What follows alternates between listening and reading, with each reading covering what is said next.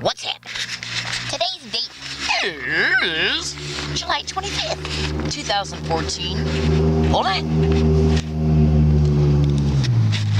My name is Leslie Williams. What's happening, everybody? How do I look? Do I look okay? Yeah. Anyways, this is a comedy video, but make no mistake about it, it is gonna have some informative statements in it in reference to me being a target of what is known as organized stalking. That's right.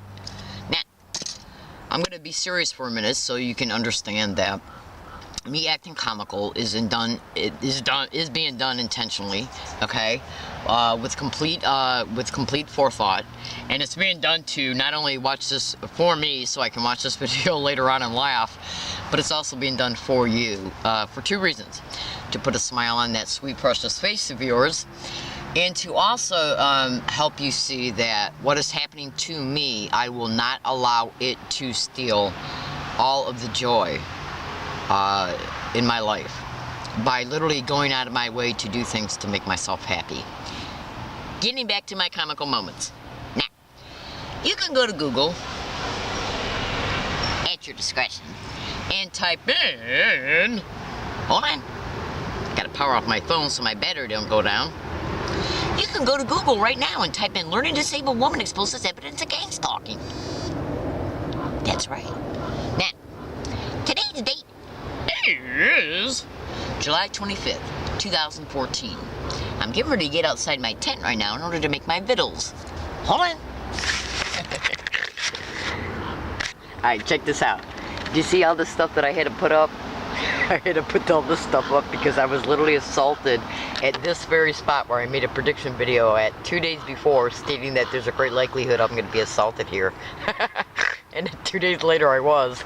So I had to use zip ties to tie up all these big gigantic pieces of wood. And when he assaulted me, the piece of wood that he used had poison ivy all over it. I'm all broken out all over my arms, scratching and itching like you would not believe. Check it out, I'll show you some of it. I still got it. I don't know how well you can see it. It's not that bright in here right now. Anyways, I'm not making these statements for sympathy, but you can be concerned if you want. Anyways, you know, like I've stated, I'm acting goofy on purpose. I am completely aware that I'm acting goofy because this is a comical video. And the reason why I say that is because I don't want individuals to be confused about who I am.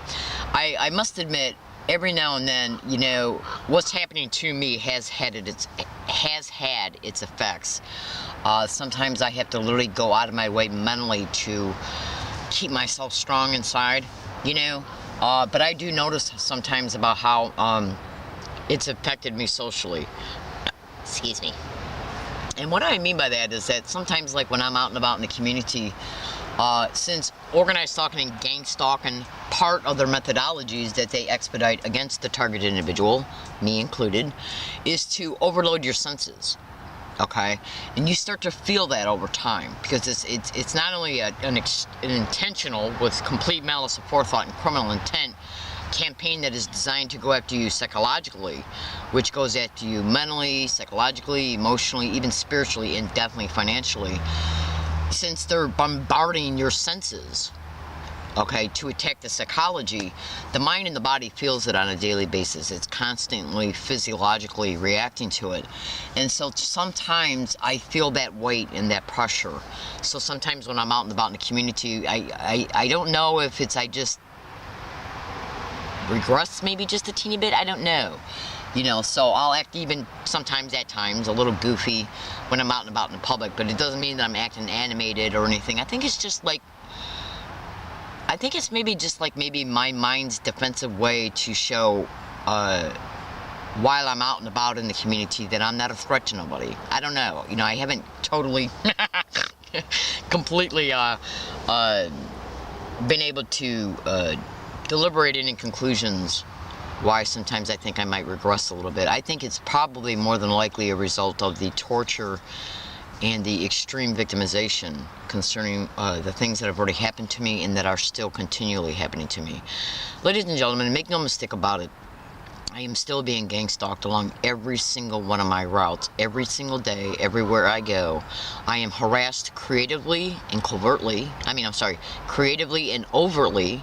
The harassment that I endure is designed to blend in with any environment that anybody goes into. That way, the individuals that are in the same environment that I am in, that have not been placed there to engage in gang stalking, are not even aware that I'm being harassed. That's right. You can go to Google and YouTube and type in sensitization methods and gang stalking, and you'll get a introduction in reference to how that can be possible. Now I'm going to get back to my comical posture because this is a comedy video. It is. Hold on. Alright, so check it out, baby cakes and sweet peas. Every morning when I wake up, I feed about 7 birds, 4 squirrels, a bunny. Okay, you know what I saw the other day? And this is flat out. I couldn't catch it on video because by the time I got the video camera out, the squirrel let itself down.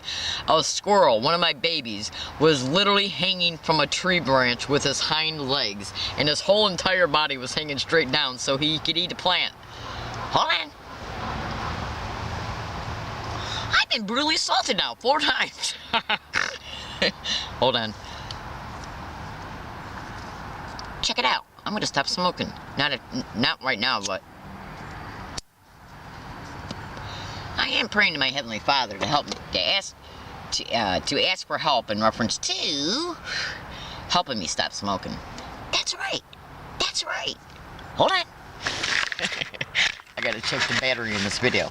Now, I am being subjected to organized stalking, gang stalking, harassment at UCSD. In fact, 2 times ago when I went there, which was actually about, 7 days after I was brutally assaulted at this area, I was physically threatened to be assaulted at UCSD, right outside their biomedical library.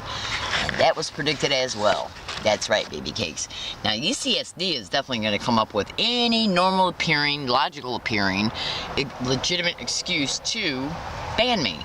And check it out what they do when they stage what is known as an organized stalking, gang stalking staged event, which when they stage these things, they also stage the witnesses using anybody. Anybody, literally. Basically what they'll do when they stage an incident against a gang stalking target is they'll, through the observation, tracking, and surveillance of a target, they will see where the target's at in real time at all times. For instance, I'm sitting right here right now. I am stationary. But when I go to get up, I am mobile. Now, you can go to Google right now and you can type in Stingray technology, okay, and gang stalking. I just recently tweeted Channel 10 some documentation concerning the Stingray technology, and the San Diego Police Department have mentioned all over it. And as a result of organized stalking, gang stalking, target individuals having their cell phones hacked, the perpetrators who are hacking it can use the phone as, but not limited to, a GPS tracker. They can hack into this thing that you speak into, the speaker, and use it as a microphone, which will enable them to literally hear everything you're stating. Hold on.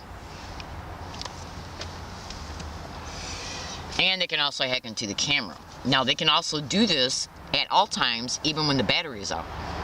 Because each phone, every phone, in fact every electronic device, they have capacitors inside. Capacitors hold a unit of charge, which keeps the ROM, read-only memory, okay, the data that is stored in, the digital data that is stored in the read-only memory, which is the internal instructions using machine language, and that is the digital instructions that hold all of the machine language instructions that keep the internal operations of the phone going. That way, when you do put the battery back in and power the phone back up, it automatically knows how to go back into your applications and your email and so on and so forth.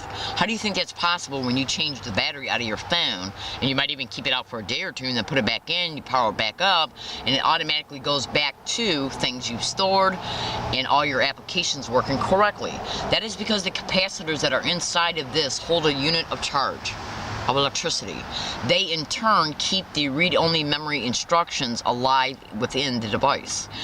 Now, that's why they're able to even use your cell phone as a microphone, as a GPS tracker, and they can hack into the camera even when the battery is out. Now, you can go to YouTube right now and type in cell phone hacking and stalking.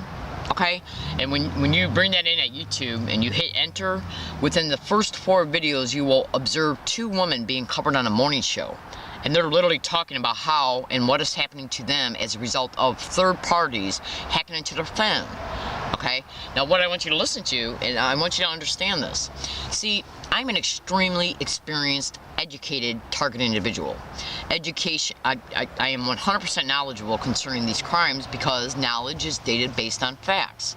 And when you fold data based on facts, knowledge, and fold that onto experience, okay, then you can deliberate accurate conclusions.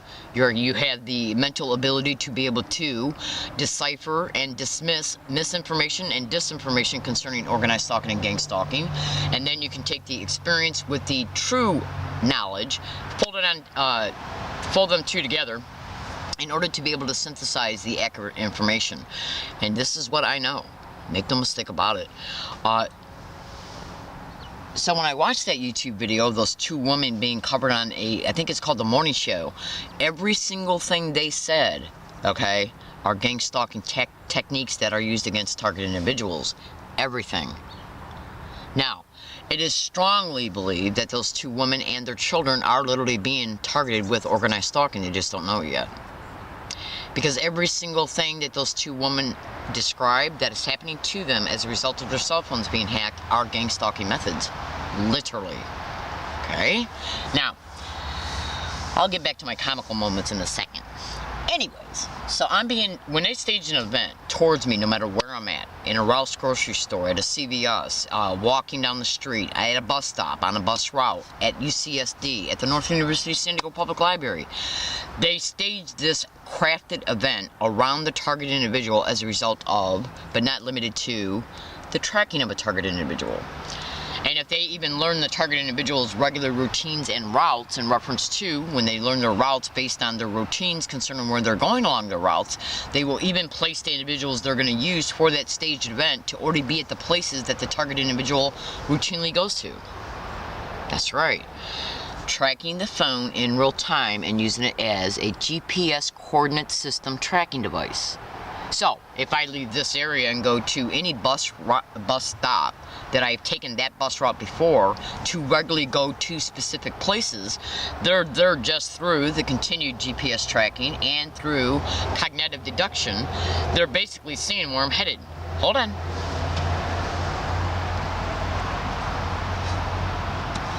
This is how then they can place people at the place that they deduce I'm going to, and as they see I'm tracking to, okay, to be at the place before I arrive. That way they can claim after the event that, how can you be stalked to here, Miss Williams, if these people are already in the environment before you got here. This is so then they can apply plausible deniability to the factual reality that this was a crafted expedition. A crafted staged event. Now when they stage events, they will also stage the witnesses, including even using third parties to be in the surrounding place, the surrounding environment where the event transpires and continues to transpire. That way the staged witnesses, can even tape record the target acting out. That way they can say, this woman's crazy. She's bothering this person for no reason. Look what I got on my phone. When they're actually, what they're only doing is pretending to arrive on the scene possibly. See, what they do is that they apply any and every excuse concerning why they're pointing the finger at the target by saying, look at what we got on our phone. This is Miss Williams calling somebody an asshole. She's verbally acting out, causing problems on our campus to somebody who hasn't bothered her at all. But actually what they're doing is that they're waiting until the target responds to the provocation and then tapes that section of the event, and then use that against the target individual in order to make it appear that they got a normal appearing legitimate reason to ban the target individual from the library, the university campus, the university library, okay, a regular public library, a business, a transportation service, or whatever. Now, taking a targeted individual away from the resources that are on these university campuses, like their computers that they're using to expose what's happening to them on the very campuses that they're using the computers at, and where the gang stalking is being perpetrated against the target, the staged events are designed to take that resource away.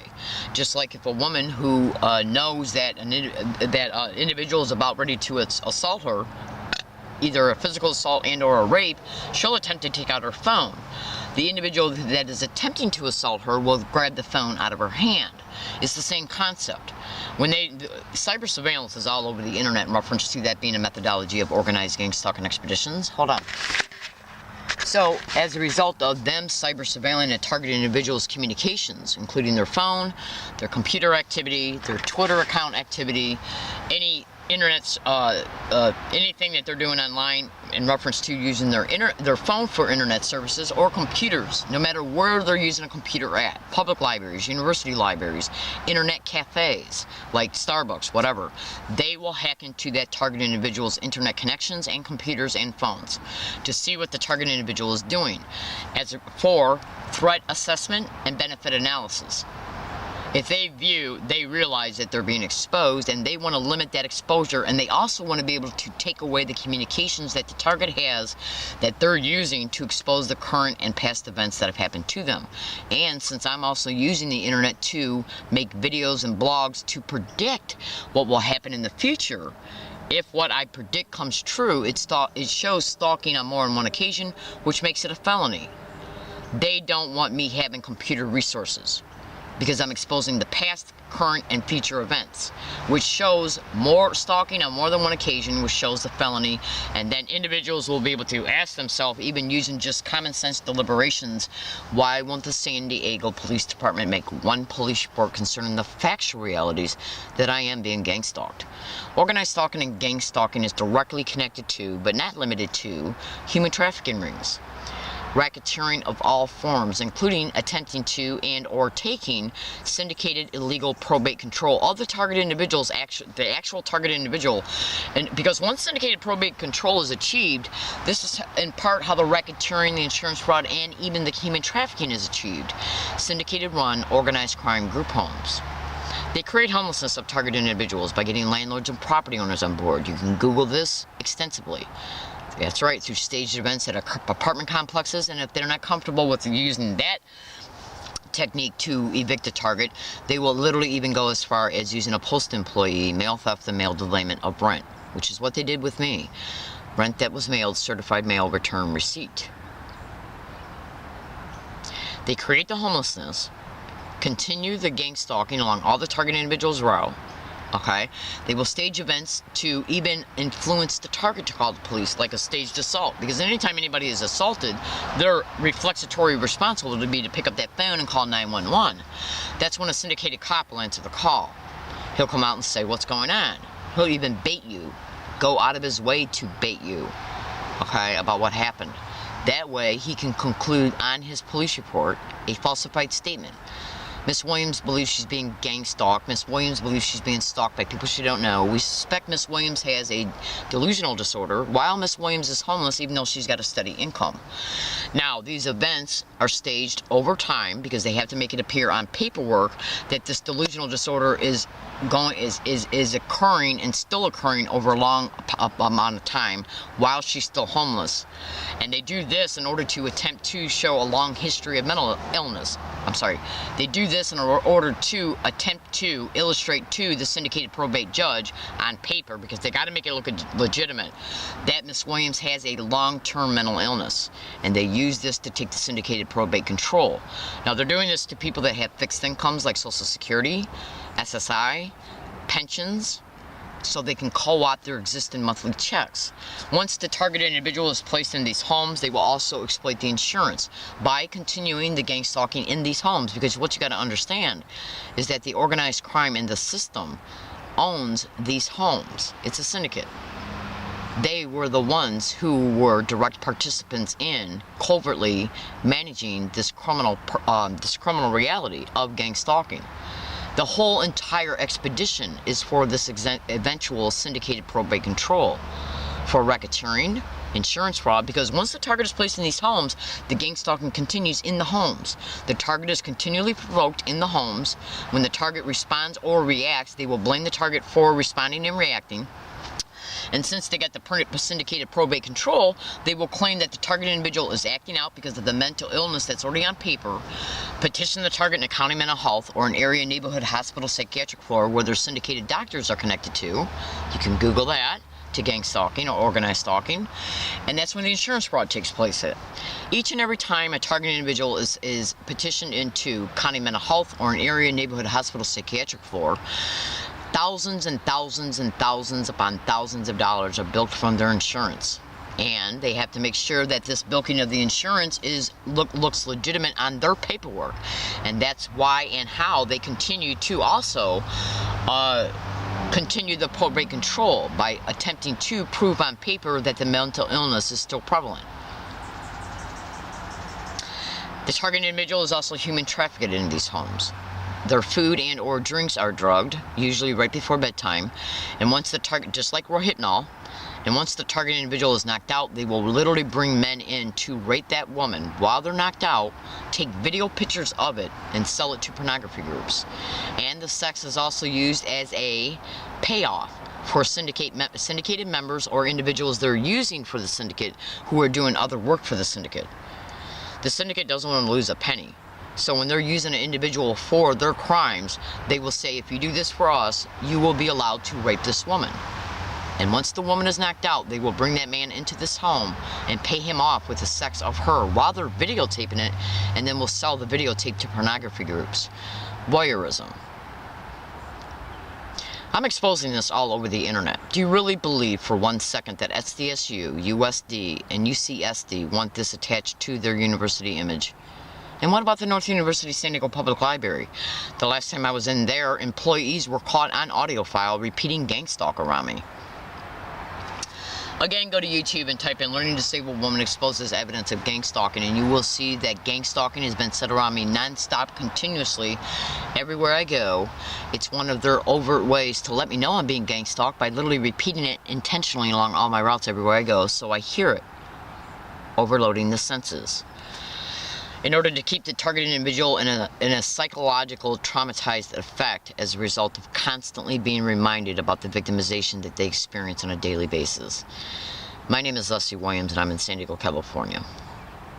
The San Diego Police Department will never, ever, not even one time, ever file a police report stating the factual realities that I am an actual victim of this crime, because they know that I've been involved in it.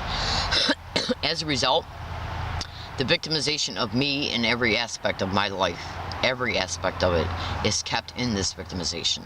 I've been assaulted now 4 times. You can go to YouTube and type in Learning Disabled Woman brutally assaulted on an MTS bus. Meticulously research every single thing that is in the description of that YouTube video. You will literally witness that I predicted that assault 11 days before it occurred. And then go to Google and YouTube and type in Learning Disabled Woman Exposes How MTS Assault Video is Altered. I can't get no help. Now, in closing, why is an individual in the San Diego District Attorney's Office by the name of Curtis Webb all over the internet, and you can Google this, Curtis Webb, San Diego DA's office, gang stalking, and human trafficking? And why is a specific technology called remote neural monitoring attached to these websites exposing him? I have no sympathy at all in my mind whatsoever for any of these syndicated members in our system who are not only victimizing me on a daily basis, but let me ask you a question, fellow American citizens. Why isn't there any current blogs concerning Miraj Shahan or Sylvie L. Morales online? 2 other women who are being gang stalked in San Diego. And why is Bonnie, who is all over YouTube right now, being gang stalked in Oceanside? She's got an adult child who's got disabilities, Social Security, racketeering, probate control. They're targeting the vulnerable so they can treat them like straw people. You would not believe what I experience on a daily basis. I went to Comic-Con yesterday. Gang stalk being said around me was caught at least 100 times being said around me on this tape recorder. Alright, I'm sorry that I didn't really expand on my comical moments, but once I got to talking about this bullshit, well, I guess you can easily conclude why the comical moment stopped.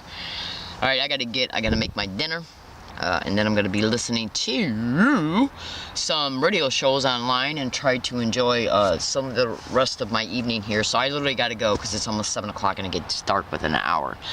Ladies and gentlemen, My name is Leslie Williams. I do not do drugs. I do not drink. I do not sleep around. I do not steal. I'm not mentally ill, and I'm not a threat to myself or others. But I am being violently attacked periodically, 4 times now, threatened to be assaulted another 3 times, gang stalked along all my routes, including by the business community, which is more than likely achieved through, but not limited to, what is known as organized stalking, gang stalking, targeted individuals, being intentionally illegally put on what is known as law enforcement tools like, but not limited to, the community notification, the offenders notification, and the violent persons registry. Even health and safety occupational laws are being illegally and criminally used to put organized stalking, gang stalking targets on. It's organized crime in the system, baby cakes, that has tentacles out within the community. I'm in San Diego, California. My name is Leslie Williams. I hope I didn't bring you down too much as a result of me exposing what's happening to me. But as a result of you witnessing what's happening to me, I hope that you research these criminalities so you can make informed decisions concerning protecting yourselves, your loved ones, your friends, and your property. Because these expeditions are going on in every state, city, and town in the United States, and they are literally happening right underneath your nose. I gotta go because I gotta make dinner before it gets dark. I do appreciate you listening, and I hope that you at least say a prayer for my safety. Thank you and have a nice day.